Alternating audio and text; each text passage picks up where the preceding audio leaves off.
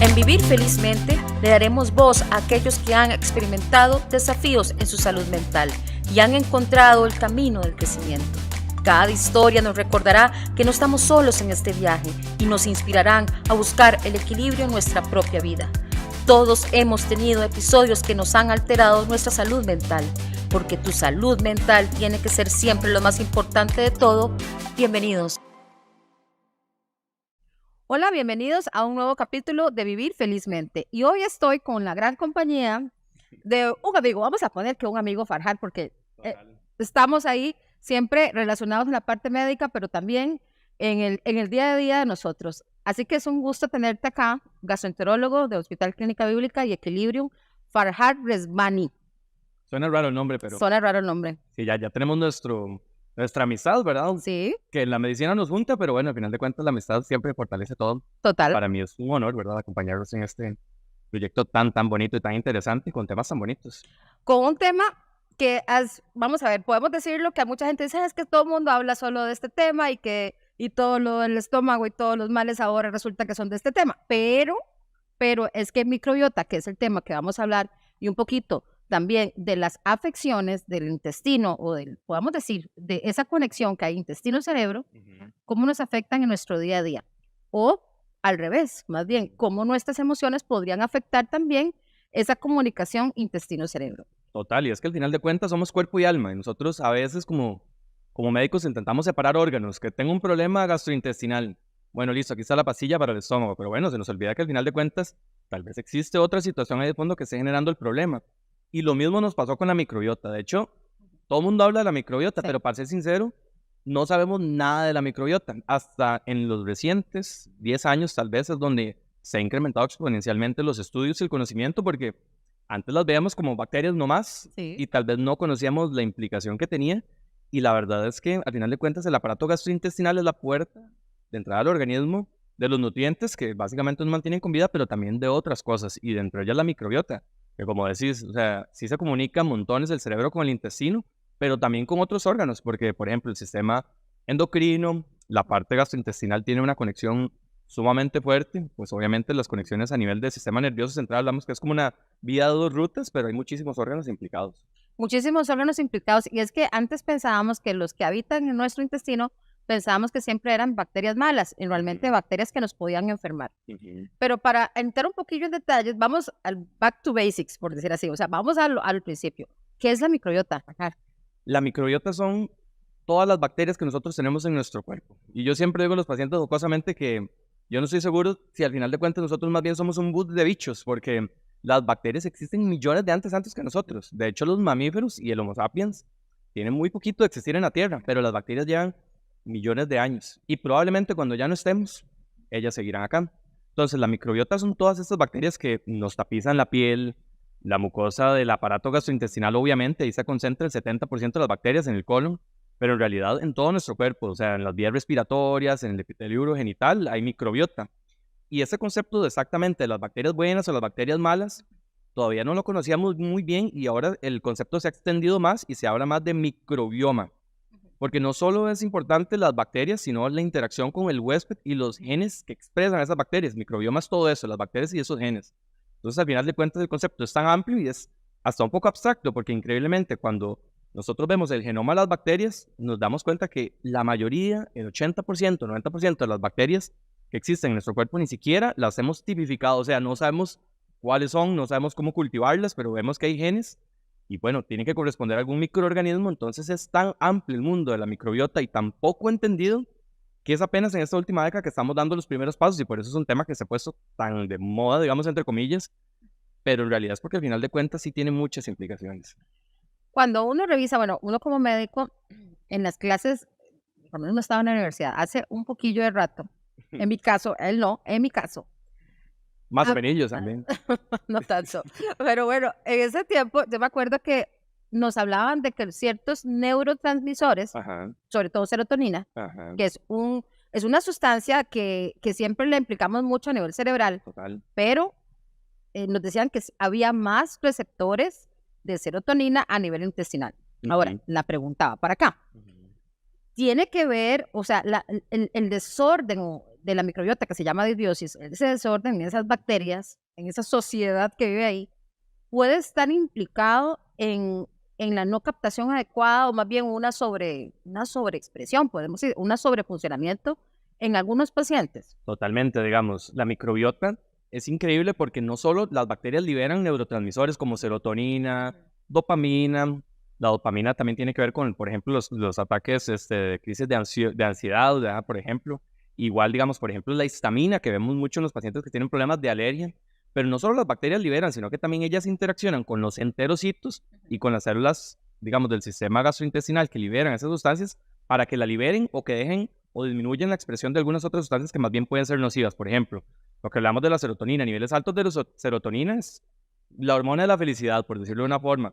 Pero, por ejemplo, niveles altos de histamina nos pueden llevar a alergias. Entonces, al final de cuentas, no solo es las sustancias que se liberan y no solo son las bacterias que tenemos, sino la interacción con el huésped. Algunas más bien tienen que estar altas y otras más bien bajas para que exista un adecuado funcionamiento. Entonces, ellas interaccionan con demasiadas células, pueden liberar diferentes neurotransmisores y de hecho esas son las dianas que nosotros queremos buscar. Por ejemplo, si un paciente tiene depresión, que se asocia a niveles bajos de serotonina, entonces tal vez dar un probiótico, que los probióticos son como estas bacterias buenas, para que ellas o liberen serotonina o que interaccionen con las células del intestino para que liberen esta sustancia.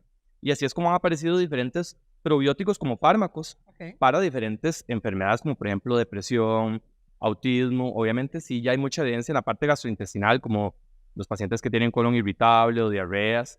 Eso sí ya se sabe muchísimo sobre el impacto de la microbiota, pero eso está creciendo más. Por ejemplo, en la parte endocrina se ha visto que hay algunas sustancias, como por ejemplo algunos péptidos que tienen que ver con diabetes, con el manejo. Exactamente, como el GLP-1, el péptido YY, que son sustancias que, por decirlo así, sensibilizan a nuestro cuerpo a la insulina y también nos hacen perder como grasa, o sea, que nos ayudan a controlar esa parte. Entonces se ha visto que esas bacterias son como el capitán de nuestro cuerpo, al final de cuentas, por eso digo que al final somos un bus de bichos y lo peor de todo, si nosotros somos el chofer de ese bus, entonces tenemos que llevar esa microbiota por un buen camino.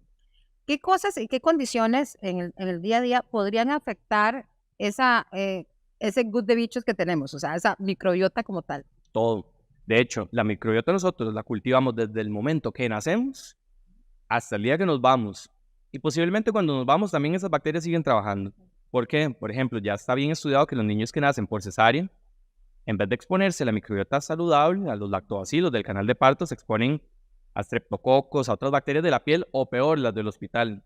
Entonces, ya los niños que nacen por cesárea, por decirlo así, van perdiendo. Y en los primeros 3 años de vida, donde uno constituye como la mayor población de la microbiota, y relativamente eso se mantiene estable, o sea, no cambia mucho con el tiempo. Pero, por ejemplo, los niños que crecen en la ciudad, los niños que toman fórmula desde los primeros meses de la infancia, tienen peor microbiota, los niños que utilizan antibióticos, pero ya cuando entramos en la vida adulta, en situaciones como, por ejemplo, el sedentarismo, el exceso de proteína de origen animal, o sea, el exceso de carnes rojas, las dietas pobres en frutas, a veces nosotros agarramos un jugo de naranja y preferimos agarrar 10 naranjas y exprimirlas a un jugo que comernos la cáscara con la estopa, con la fibra, que realmente esos son los prebióticos. Nos hemos hablado varios conceptos. El prebiótico es como la comida buena de la bacteria que nosotros tenemos en el microorganismo. Lo que nutre. Lo que nutre a esas bacterias, porque también hay que alimentarlas. Sí, claro. A veces cuidamos a nuestros perritos y a veces cuidamos a las plantas o los animalitos de la casa, pero no cuidamos a nuestros microorganismos, que al final de cuentas son los que nos mantienen con una buena salud. Entonces siempre se habla que para tener una microbiota saludable hay que tener un estilo de vida saludable en todas las líneas. En la parte mental, o sea, si nosotros estamos con altos niveles de estrés, o sea, se ha visto que el estrés afecta la constitución de estas bacterias, pero también al inverso, o sea, tenemos una microbiota funcional que inflama, también eso nos va a generar estrés, nos va a generar ansiedad. Entonces, al final de cuentas, esta interacción es tan compleja que pues modificarla es muy difícil, pero un estilo de vida saludable, ejercicio, buena hidratación, alimentación saludable que incluya como pilar frutas, vegetales, hortalizas. Básicamente eso sería la forma del adulto para que se cultive una buena microbiota y obviamente disminuir o eliminar, por ejemplo, el fumado y algún exceso de medicamentos como el de los antibióticos. Que bueno, en esa parte creo que como médicos hemos intentado cambiar un poco ese paradigma. Poco, aún así todavía hay gente, ¿verdad?, que llega a exigirte, no, es que a mí solo el antibiótico me cura, y aún no sabiendo es que el paciente tiene un virus. En pediatría se da mucho más todavía. Yo creo que es un tema tal vez de miedo de los papás de que el chico haga un pico de fiebre y convulsiones. Creo que ese es el peor terror de las mamás, de alguna manera. Y sí, ciertamente se ha mejorado un poco la parte de prescripción. Ahora, hablando un poco, que estamos hablando un poco de la disminución y todo lo que nos puede generar. Ahora, puede haber también un crecimiento de esa Ujú. microbiota anormal. Total. Bueno, para explicarlo de una forma muy sencilla, y tal vez los chicos entendemos muy bien esto porque albergamos el 6% de la biodiversidad del planeta, la microbiota, entre más rica, entre más variable, entre diferentes especies tengamos o entre mayor número de ellas, es más saludable, igual que un ecosistema. O sea, si un ecosistema es rico en flora, en fauna, en diferentes insectos, todos ellos van a vivir pues un ambiente adecuado. Igual pasa con nuestra microbiota. Entre más variabilidad de estas bacterias tengamos nosotros, es mejor. Hay algunas, por decirlo así, algunos phylums, o sea, algunas cepas o algunas Familias. familias, exacto, para decirlo de una forma más sencilla, que son más frecuentes, lo más importante es la variabilidad. Y cuando nosotros, por ejemplo, nos exponemos a antibióticos o cuando tenemos una dieta demasiado rica en grasas, lo que hacemos es disminuir el alimento de muchas bacterias que realmente lo necesitan, entonces seleccionamos en nuestro cuerpo diferentes bacterias que tal vez no son tan saludables y se conocen como patobiontes. ¿Qué son patobiontes? Bacterias, entre comillas, que no son del todo malas, o sea, tal vez no es como una salmonella, una shigella, un cólera, ¿verdad? Que te va a mandar una diarrea aguda severa, pero que no son las típicas de nuestro organismo. Y al final de cuentas, esta falla en la variabilidad es lo que va a hacer que el ecosistema de nuestro cuerpo se pierda. Es igual como, por ejemplo, cuando pasó este gran incendio en Australia, que se perdieron acres de terreno. Entonces, bueno, se perdieron animales, se perdieron fauna, y después cuando todo eso, flora, se perdió, empezaron a crecer nuevas especies de plantas que tal vez eran más agresivas, también empezaron a salir roedores, empezaron a salir cuervos, y esos no eran los animales típicos de ese bosque. Igual pasa en nuestra microbiota, si nosotros no la cuidamos, si la barremos con antibióticos de forma innecesaria, si no utilizamos probióticos cuando estamos utilizando un antibiótico, estamos quemando ese bosque, y ese bosque entre más verde, entre más rico sea, al final de cuentas va a ser mejor para nuestro organismo. Entonces, a sabiendas de que ciertamente está muy involucrado con parte de nuestro comportamiento, bueno, el estrés, ya lo dijiste, el estrés prácticamente me va a alterar mi microbiota, por Ujú, supuesto, claro. O sea, normalmente, ¿qué nos pasa a nosotros en estrés? Algunos dejamos de comer, ujú, por ejemplo, mal hábito, por cierto. Eh, por ejemplo, no dormimos bien, ujú.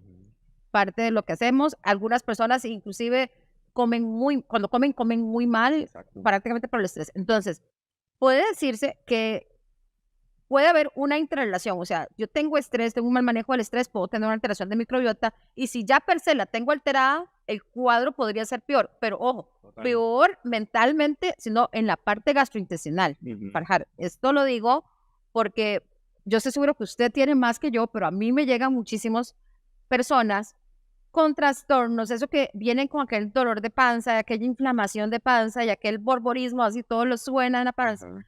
han pasado por varios especialistas, vienen a tu consulta para que uno resuelva el problema y vos les preguntas, ¿han tomado de todo el Ujú. arsenal terapéutico habido y por haber? Y vos decirle al paciente, mire, yo creo que su problema no es tal vez funcional, bueno, sí es Ujú. funcional, pero de un origen, de una enfermedad, de estrés, de depresión, X. Total. ¿Cómo, cómo podemos abordar esa parte? ¿O cómo podríamos decir, qué tips me podrías dar vos para enseñar a las personas que ciertamente todos esos malos hábitos y que no solamente es una causa de microbiota, sino que es un tema de nosotros, del mal comportamiento que realmente castigamos a nuestro cuerpo, Ujú. cómo puede alterar en esas personas ese funcionamiento intestinal? Bueno, ese concepto, por ejemplo, ya nosotros está muy bien estudiado que, por ejemplo, el paciente con digestivo irritable, que es Ajá. una enfermedad que muy frecuentemente vemos en la consulta, hasta el 70% tienen trastornos en la microbiota y muchas veces son subclínicos, o sea, que uno no se da cuenta porque tal vez el paciente ni siquiera tiene diarrea o los síntomas son muy menores. Eso es muy conocido como tengo una colitis nerviosa. Y yo a veces le digo al paciente, ¿verdad? ¿Usted tiene una colitis nerviosa o lo tiene nervioso la colitis? Porque estar inflamado, estar con dolor abdominal, eso también va a repercutir negativamente a nivel del sistema nervioso central. O sea, es una ruta bidireccional, es una carretera de dos vías, tanto lo que afecta al sistema nervioso afecta a la microbiota como a la inversa. Entonces, el primer concepto para entender esto es que el paciente no va a encontrar remedio nunca en una pastilla, en un medicamento, no va a encontrar cura si no cambia los hábitos inadecuados del estilo de vida, si no sale a caminar. Y es que a veces nosotros pedimos ejercicio, pero ni siquiera le explicamos al paciente que con salir a caminar 20, 30 minutos, o si hay problemas de movilización, hacer acuaróbicos o moverse un poquito en la cama es suficiente. O sea, es mejor cualquier ejercicio que ninguno. Eso es suficiente para enriquecer un montón la microbiota, la hidratación, o sea, tomar agua, eso está accesible para la mayoría de personas y gracias a Dios en nuestro país podemos de la tubería tomar agua potable. Entonces, y la alimentación más bien a veces sale está más caro comprar carne que bueno, que cultivar nuestras propias cosas en el hogar o tener nuestros árboles frutales o bueno, de todas esas alternativas al final de cuentas van a ayudar muchísimo a los pacientes. Entonces, es el entender de que nuestro aparato gastrointestinal muchas veces nada más es la punta del iceberg, el jalón de orejas de que el proceso más severo puede ser mental, puede ser de alimentación, puede ser social, puede ser familiar, puede ser... Yo a veces le digo que la microbiota se cultiva teniendo una buena salud de cuerpo y mente y ahí le pongo un, entre comillas, alma, porque al final de cuentas todos estos procesos pues muchas veces nosotros ni siquiera los entendemos y al final de cuentas son los que repercuten más, porque si nosotros no logramos controlar el estrés, no logramos controlar la ansiedad, los demás males no se van a ir. Y como decís vos, cuando nosotros estamos estresados comemos mal, eso afecta también el colesterol, afecta también el azúcar en la sangre, empeora más la microbiota, genera obesidad, después se relaciona con otras enfermedades crónicas como problemas de hipertensión, diabetes, infarto, enfermedad arterial coronaria. O sea, que a veces es como la piedra angular y al final de cuentas, como le digo, de este bus de bichos nosotros tenemos que tomar de nuevo el control y el mando de esta tripulación para que la llevemos por un buen camino. Pero al final de cuentas yo creo que todos buscamos una buena salud. Una buena salud nos va a dar felicidad, nos va a dar tranquilidad y eso hay que atacarlo en todas las líneas.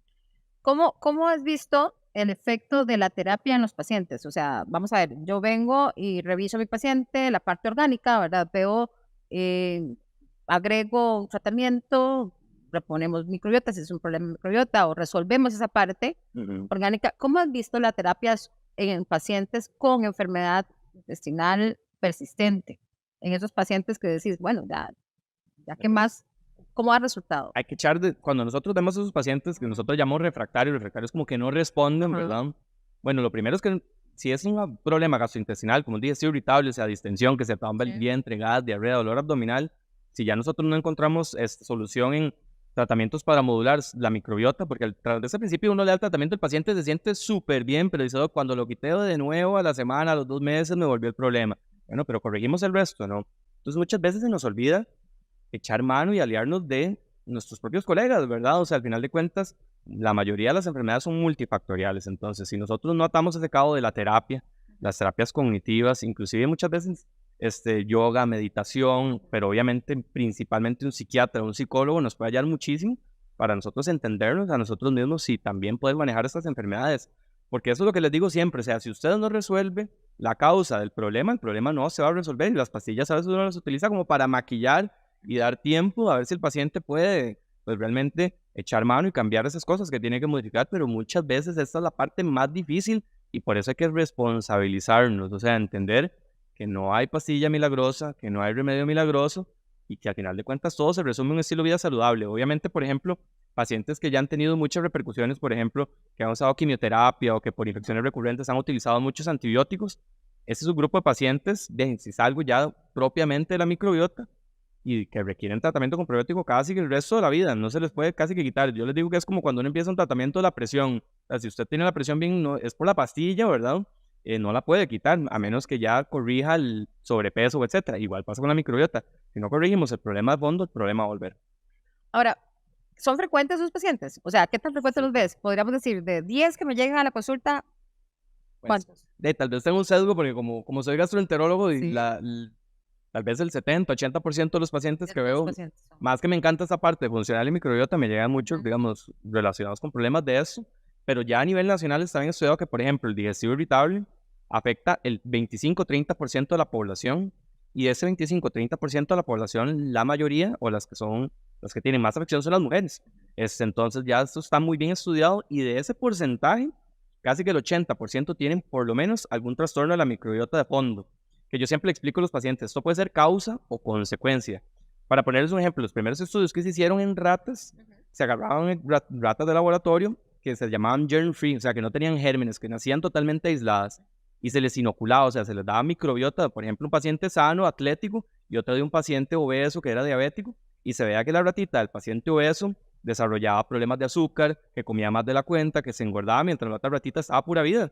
Entonces decíamos, bueno, hagamos a la inversa, ahora pasémosle la microbiota a la rata que está con problemas de diabetes del paciente atlético a ver si mejora. Y transitoriamente sí, pero ya al final de cuentas no se lograba revertir totalmente. Entonces el proceso es muy complejo, es muy complejo. y el cuerpo siempre tiende a volver al estado que estuvo antes. Entonces, sí tenemos que ser muy enérgicos y, digamos, enfocarnos de que si nosotros tenemos que tratar de manejar todas las líneas para que el problema se pueda curar, lo que decías vos, si nosotros no damos terapia cognitiva, si no damos terapia psicológica, inclusive no echamos de la mano de psiquiatría, si no echamos mano, digamos, del médico de primer nivel, que es el que realmente conoce al paciente, si no resolvemos el problema de la obesidad, si no resolvemos el problema del sedentarismo, pues al final de cuentas no estamos resolviendo absolutamente nada y estamos nada más maquillando un problema que no va a cambiar si no tratamos todas las líneas. Bueno, eso es un gran reto, Farhad, porque, bueno, obesidad desde el punto de vista, como obesidad lo vemos siempre como un estado, Ajá. ¿verdad?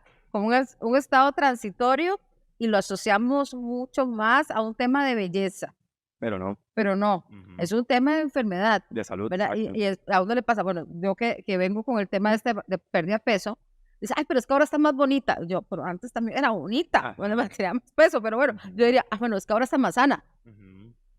Sería una mejor frase. Claro, o sea, Total. ahora está más sana, no es que sea más bonita, es que ahora estoy más sana. Ajá. Antes estaba más enferma. Ajá. Y en países como los nuestros, donde tenemos el riesgo de antecedentes de enfermedades metabólicas al tope, o sea, los latinos nos ganamos la estrellita del azúcar en la sangre, nos ganamos de la hipertensión y todo el tema. Debemos cuidarnos más. Pero aquí la pregunta va, o la introducción va, porque, bueno, probióticos, todos son iguales, todos funcionan para lo mismo, porque si nos vamos, hay una amplia gama de productos, e inclusive hay mucha gente que dice, no, yo me tomo mi yogur todos los días. ¿Es suficiente eso? O sea, ¿es suficiente tomarme el yogurcito para poder tener una buena salud intestinal con respecto a la parte microbiota? Bueno, para el paciente que tal vez no tiene una enfermedad propiamente y que lo que quiere es prevenir, ahí el yogur, el kéfir, los prebióticos que hablábamos, frutas, vegetales, hortalizas, agua, hidratación, ejercicio, puede ser suficiente. Pero ya para el paciente que tiene un trastorno puntual, los probióticos son igual que, por ejemplo, un antihipertensivo. O sea, cuando los antihipertensivos, que son los medicamentos de depresión, eso tenés muchísimo más conocimiento vos. Por ejemplo, si es un paciente que es nefrópata, usamos un hipertensivo o antihipertensivo diferente que el de un paciente joven o el de un paciente añoso, utilizamos otro diferente. En algunos casos usamos diuréticos, otras utilizamos medicamentos para bloquear los canales de calcio. Igual pasa con los trastornos de la microbiota. Por ejemplo, si nosotros queremos prevenir diarreas asociadas a antibióticos, tenemos que usar un probiótico que resista al antibiótico. Por eso muchas veces se utilizan levaduras. Por ejemplo, para los trastornos de alergias alimentarias que están muy relacionados con la microbiota, se utilizan bacterias específicas que modulen la histamina. Si nosotros queremos utilizar un probiótico, por ejemplo, para la inmunosenescencia, o sea, el envejecimiento del sistema inmune, un probiótico que interaccione con algunos de los linfocitos reguladores, que son los guardianes, digamos, de este balance en el sistema inmune, porque el sistema inmune, si está muy bajo, no nos defiende, pero si está excesivamente estimulado, más bien puede generar enfermedades autoinmunes, o sea, donde el cuerpo ataca nuestro mismo, diferentes órganos, ¿verdad? Igual, para la obesidad se han intentado cultivar algunos probióticos, pero la obesidad es una enfermedad multifactorial, o sea, tiene que ver genética, tiene que ver alimentación, tiene que ver la parte socioeconómica inclusive, y todos los que fuimos gorditos, y me incluyo, digamos, sabemos que es una lucha todos los días, pero uno busca estar más sano, no más bonito, más sano, porque al final de cuentas, esa es la diana, ¿verdad? Entonces, no, para responder la pregunta, no todos los probióticos son iguales, hay probióticos diferentes para diferentes enfermedades, y ahora se cultivan bancos de probióticos para una diana específica. O sea, quiero elevar serotonina, este probiótico. Quiero disminuir histamina, este probiótico. Quiero incrementar el GLP-1, esta bacteria específica. Y las bacterias tienen que tener una denominación de cepa. Entonces, muchas veces cuando ustedes vean que están vendiendo una mezcla de probióticos que no tiene el nombre y el apellido, o sea, el código numérico de la cepa, debemos dudar porque, por ejemplo, para poner una forma, Farhad Rezvani tal vez aquí en Costa Rica sea de una persona, de un médico, No hay muchos que yo sepa, pero tal vez en Irán, el país de origen de mi papá, sea, hayan de pillos, ¿verdad? Entonces, no basta con el con el nombre y el apellido, es fundamental el segundo apellido, igual pasa con los probióticos. ¿Por qué? Porque, por ejemplo, la E. coli, que es una bacteria que nosotros vemos, esa es la de los coliformes, que cuando vamos a las fiestas de zapote andan buscando a ver si hicieron el chinam.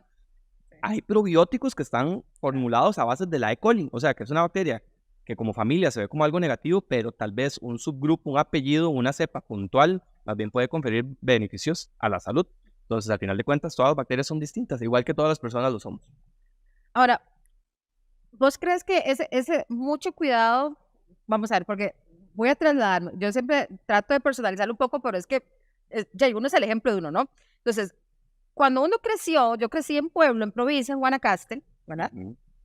yo me acuerdo que uno no se enfermaba tanto de diarrea ni dolor de panza. A pesar de que uno andaba a veces descalzo, corría por el campo y comía tierra, literal. Porque quien no comió tierra no tuvo infancia, ¿verdad? Entonces, antes no nos enfermábamos tanto, porque ahora sí, Farhad. O sea... Total, es que más bien esa burbuja que nos hemos intentado meter de esterilización, de exceso de limpieza, es de lo peor que nos ha pasado. Por ejemplo, en nuestro país era rarísimo ver enfermedad inflamatoria intestinal, enfermedad de Crohn, enfermedad CUS, y eso era de norteamericanos, de europeos, pero nosotros ahora ya cambiamos nuestra alimentación, o sea, usamos antibióticos, ya somos más citadinos, más bien tener perritos en la casa, animales lejos de, a uno le decían, yo me recuerdo, no agarre el perro porque se acaba de chupar, o no deje que el perro le chupe la cara, o vaya a veces recorriendo las manos, no, o sea, más bien el humano tiene que exponerse a la biodiversidad, o sea, como este ecosistema de microbiota tiene que exponerse a las bacterias del ambiente, o sea, más bien agarrar la fruta de un árbol y comérsela es mucho más sano que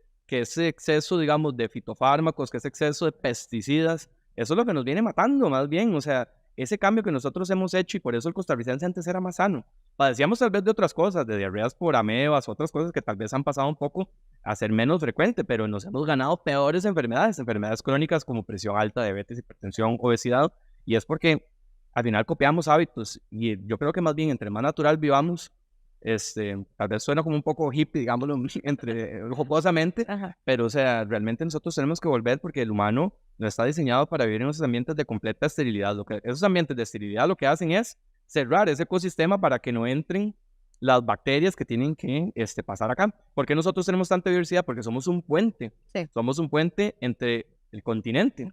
Y así como pues nuestro país es rico por ser un puente, nosotros también debemos ser un puente.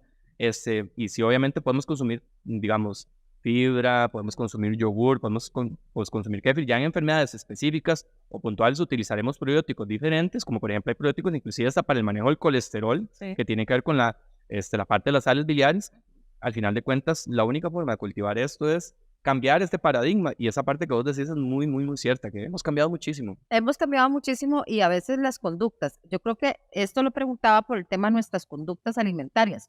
Y es que las conductas alimentarias que nosotros tenemos también forman parte de nuestra salud mental.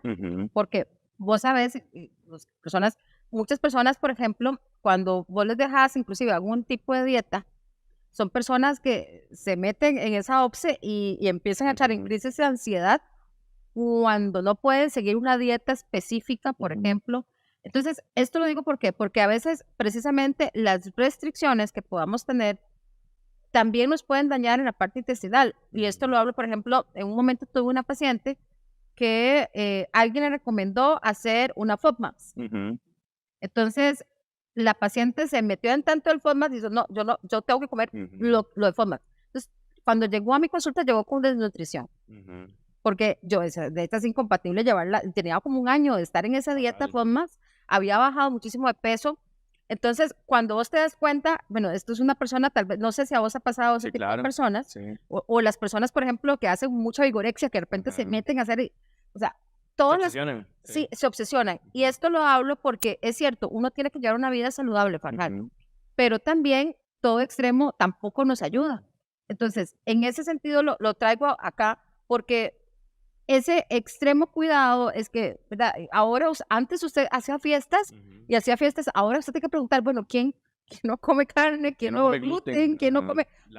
Eso antes no existía, ¿verdad? Entonces, nos hemos vuelto obsesivos con esa parte. ¿Vos qué pensás? Total, y digamos, si las dietas bajas en FODMAPs, como para que nos comprendan un poquito, es la que usamos en los pacientes que tienen sobrecrecimiento de bacterias en el intestino delgado. O sea, la mayoría de bacterias en el intestino deberían estar en el intestino grueso. El intestino delgado no, porque ahí se degenera la digestión y la absorción de nutrientes. El colon es como un reservorio, saca agua, pero el intestino delgado es el que se encarga de la digestión y es con enzimas, que son como tijeritas que cortan los alimentos en partículas que se puedan absorber. Si se llena esto de bacterias, entonces no deja que esas enzimas actúen y las bacterias fermentan la comida, principalmente los FODMAPs.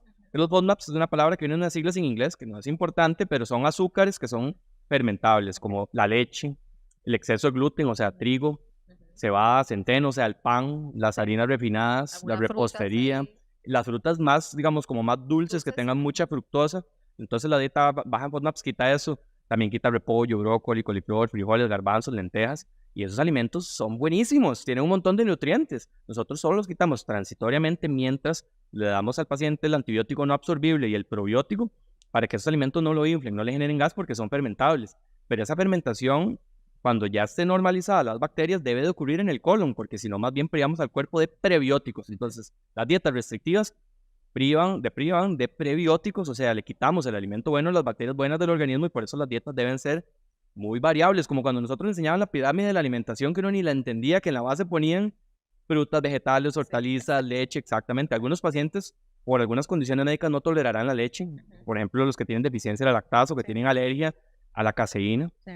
Algunos pacientes son celíacos y no pueden comer gluten, pero esta moda de quitar en todo el mundo el gluten, de quitar en todo el mundo la leche, en quitar en todo el mundo las frutas, eso es fatal. Y digamos, también, por ejemplo, uno lo ve en las dietas keto, que se volvieron muy famosas mucho tiempo, que el exceso de proteínas, o sea, eso transitoriamente puede mejorar algunos síntomas, pero a largo plazo empeora totalmente el cuadro, porque está deprivando a las bacterias, o sea, le estamos quitando a nuestros microorganismos el sustento. Entonces, son más dañinas a largo plazo que beneficiosas. Solo se utilizan en corto periodo, no más de 4 o 6 semanas. Cuando empezamos el primer programa, que ya estamos, de hecho, hablamos de los multifactores que incluían el bienestar, mente-cuerpo. Hoy estamos hablando de un tema de gastroenterología, estamos hablando del tema de microbiota y cómo nos afecta también lo que hacemos, lo que comemos, prácticamente en nuestro bienestar. Este es uno, y aunque suene a veces un poco raro, realmente hemos aprendido en estos 30 minutos que ya se pasaron, Farhad. Dios, qué rápido. Rapidísimo, ¿verdad? Hemos aprendido que qué importante que es cuidarnos en una forma integral. Total. Que los síntomas o los trastornos gastrointestinales, que muchas veces usted, señora o señor, tiene miles de meses y a veces de años con ese malestar, bueno, ¿cuál es la causa de ese dolor? ¿Qué es lo que está pasando? ¿Será un tema de un trastorno funcional propiamente? ¿Será un trastorno de microbiota? ¿Será un trastorno de algún problema que yo tengo de manejo de estrés, de depresión o X cosa que puede generarme ese tipo de enfermedad? Como decía un maestro, a veces nosotros nos enfocamos tanto en ver un árbol que se nos olvida el bosque. Exacto. Y así es el cuerpo humano, somos un bosque, somos un ecosistema. Y para poder curar una enfermedad hay que tratar todas las demás aristas, porque al final de cuentas un estilo de vida saludable es mente y cuerpo, ¿verdad? Mente y cuerpo, y intestinos también, no lo separe, por favor. Y ha sido un gran gusto tenerte, Farhad. Todo mío, el gusto, gracias, un placer. Por acompañarnos en Vivir Felizmente. Te abrimos la puerta cuando quieras venir a comentar sobre un tema, sobre bienestar. O volumen 2 de microbiota o lo que quieran. Volumen 2, muy perfecto, me parece súper bien. Así que hasta luego y esperemos vernos en el próximo capítulo. Hasta luego y gracias. Hasta luego. Este espacio es patrocinado por Sycus, la división de marcas de Calox, división inspirada en la ciencia, la medicina y el ser humano.